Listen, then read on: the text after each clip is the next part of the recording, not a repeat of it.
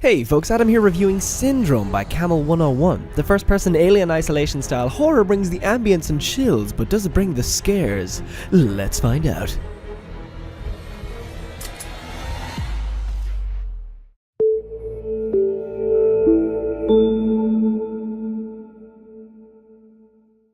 Syndrome starts off on quite a strong foot. A cliche foot, but a strong one nonetheless. You wake from cryosleep to find that the spaceship that you're on is lifeless. Your name is Trent something. I can't remember his last name because his first is so damn manly and protagonisty. Naturally enough, of course, you're an engineer. You're able to work almost any module and you're trained in using multiple tools and operating complex systems. The very first objective you're given is to activate the blast shields in the ship because a solar flare is about to collide with it. But that also means you're sealing yourself in, which really does increase the atmosphere of I really don't want to be here right now. As you get into the main body of the ship, you get contacted by a lady friend named Naomi. She tells you that she and several of her soldiers are trapped in a basement. You can help them escape by restoring power to the ship and engine.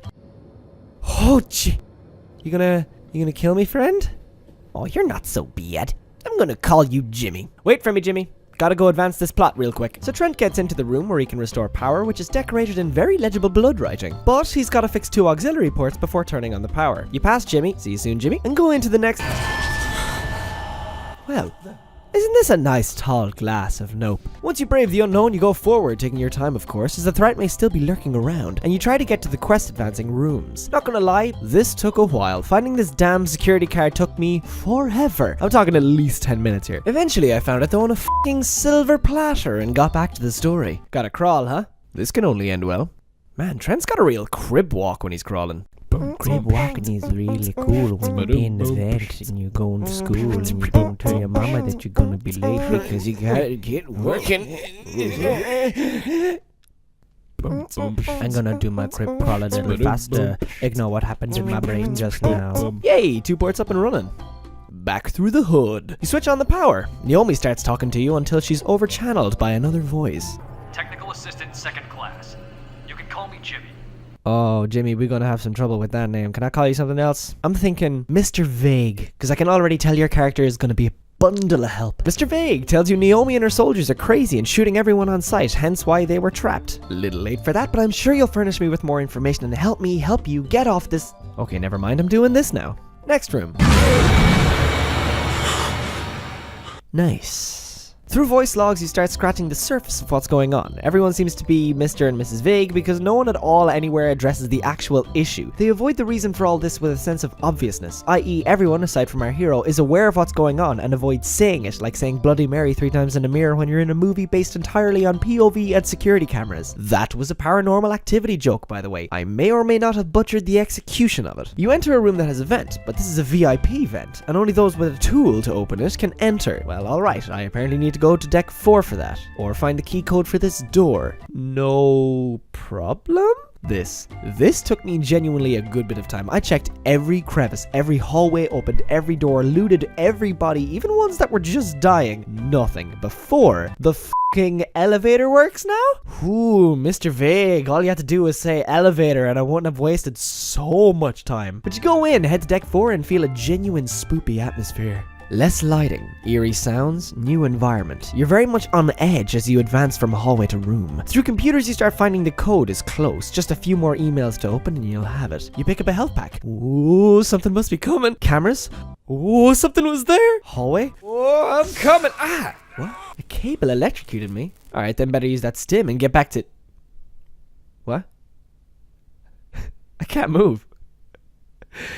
This a cutscene? Unfortunately not. The game is still in being fleshed out stage for bugs, so naturally bugs are to be expected, and for whatever reason I glitched out here. I accepted my fate, but as I reloaded the game I had the dull realization that I didn't save any of the progress I made, as you have to do it manually at a terminal. So I had to run back and forth and cue plot dialogue all over again. While I'm doing that, I want to explain something this game does that a lot of horror style games are adopting nowadays. The building of atmosphere for the scary threat that took over the game and killed so many is an efficient tool. Not engaging the monster, gents, or psychopath, or whatever it is good. It builds suspense. It makes the mind of the player race and take less risks. But if the only thing you have the player do is go back and forth doing remedial tasks and still don't actually have a moment of engagement where the player might need to hide or something, it ruins the atmosphere. By the time I caught back up with myself, I had very much grown accustomed to the sounds echoing down hallways and the dark lighting. Don't get me wrong, there were still moments where I was taking it very slow and all, but because I had so much time to adopt the atmosphere, I slowly started caring less about it. But I found the tool, which also acts as a weapon. So wait, I haven't been attacked by a threat other than that fucking electric wire while I was completely vulnerable, and now I have something I can beat it with? This is where I really started not pacing my movement under fear of being attacked to just straight up walking through the level. I got back, opened the hatch, and got to the medical bay, which is the place I needed to go to in order to get the key code for the other door.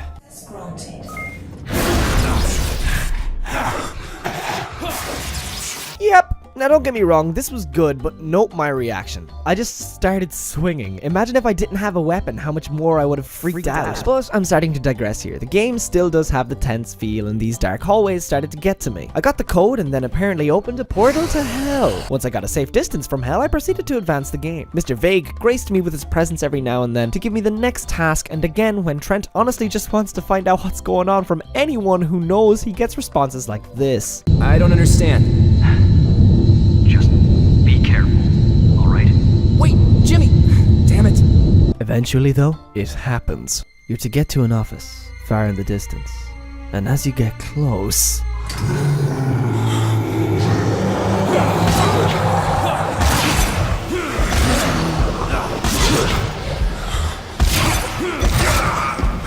That's it? How did this take over ship if you could beat it to death with a fucking wrench? You get into the office and Mr. Vague starts freaking. You unlock the door and... Run to the elevator! Run! Whew, alright then. Lucky enough I could outrun them so much I could check the map continuously, which also halts my movement to find out where I needed to go. But it's cool. I'm here now and... Oh, Mr. Vague, I did that thing, and I also found out what's going It on. all started after the soldiers arrived. They brought something with them. An artifact. What? Yep, Mr. Vague just spills the fucking beans on everything after you already experienced it, making you hate him even more. It was at this point I stopped playing the game. Don't get me wrong, Syndrome does deliver with its horror and bone-chilling atmosphere. Its visuals are top-notch, breathtaking lighting and sounds make you sink further and further into your seat with each minute. But there were just a little too many cliches for me to truly get involved. Once I grasped that it was following the Amnesia formula with not showing the monster except for glimpses every now and then, I progressed with more confidence. The thing Amnesia delivered was story, a messed up protagonist, and more suspense than an awaited pregnancy test result. Syndrome has all the right elements but falls short on the task end of things. It becomes obvious. Go to first point of interest as instructed, something's wrong. Go to the other side of the map and do one or two things which involves its own path to diverse. Do that, go back, do original objective, get new one, repeat. I'm sure when the game gets fine-tuned it'll deliver more, and I'm sure once you get past where I stopped it opens up. The robots that were around will probably try kill you. The zombie infection threat will still loom and will more than likely come in more terrifying distorted forms. Psycho soldiers with guns are going to start patrolling the corridors, shooting on sight. The prospect is good. For me, however, it didn't sustain enough at the start for me to want to chug on. But I was also against the clock, so that would have affected it, not to mention the glitch that happened which ate into my time. If you'd like to try the game yourself, the link for its Steam site is in the description. You can pick it up for €23 or your country's equivalent. Based solely on what I experienced, it doesn't seem worth it, but that's like swimming in the kiddie pool and saying this place sucks when right next to you is the water park from Disneyland. If you get the game, do let us know how you feel about it and what you thought while playing it. Thanks for watching this review, folks. I feel a little guilty I judged and compared so hard when realistically I may have just climbed the non-characteristic ladder, judged it there instead of getting to the top and plunging down a slide full of alien killing and goosebump inducing horror. And if that's the case, I apologize. Till next time though, love, love, love, love, love.